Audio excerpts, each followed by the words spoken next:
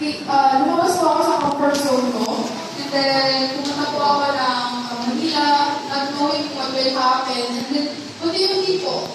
Una, pumunta kami, walang slot for scholarship. Pero, ang huli po ng Panginoon kasi, He can provide a slot for me. And nagkaroon po ng slot hanggang sa nakapasok po ako, hanggang maka-enroll ako sa nursing. Alam naman po natin na nursing ay one of the expensive course na i-take ko po. So, promise po, kung hindi po kayo naniniwala, wala po talaga akong binabayad. Because I believe po, that is not my part. My part is mag-aaral, maging nurse para kay Jesus. Siya na po bahala sa mga bagay na yun. And doon po, as I go and study sa paaralan niya, sobrang daming experience, personal experience na pinarami sa akin ng Panginoon na malapit po pala siya, na kaya niyo provide. When there seems to be no way, God will provide po sa kanta. And hindi mo ako masyadong makapag-serious.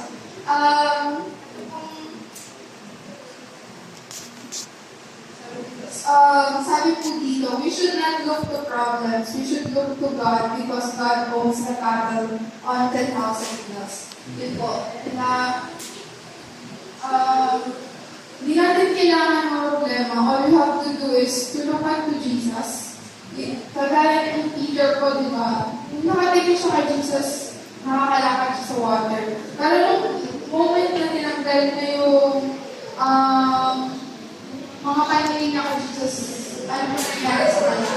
Nag-draw siya. Pero the moment na hindi siya ulit nagtulong sa Panginoon, ay tinulungan siya ng Panginoon. So, napakasarap na kung maranasan na kung nga po, dahil nga po ang Panginoon na sa lahat ng bagay na po provide siya. Sa mga books po, magugulat na lang po ako kung magpapasalat sa akin ng complete na libro. Kasi ang libro po ng nursing ay by volume. So, ganito po sila kakakal. So, it takes thousands sa pagpili ng mga ganong libro. I'm so blessed kasi po, mga classmates ko, binibili nila yan cash. Pero ako po, pinakahirapan sa akin ng Panginoon yung mga ganong bagay. And even my uniform, lahat po, pinagasasan ng Panginoon. Jesus, nagpipili lang ako, Jesus, pwede ko pambili ng pambayad sa uniform, pwede ko pambili ng pambayad sa boarding house. And then you know what? Minsan, at the last minute po, magbibigyan pa ako ng prayer sa boarding house. Jesus, ano na, magpapalibagong months na naman. Paano po natin ito babayaran? Nag-pray lang po ako. And then, random people will help. Kung Crystal, hindi mapadala ako sa iyo, ganito, ganyan. Hindi nakakapagbayad po ako talaga. And then,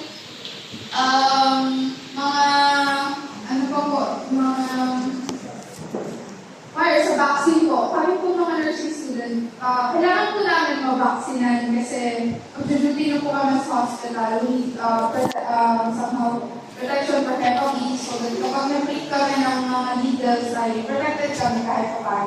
Pero wala pong fair. It is around 2,500 yung pang-vaccine na yun.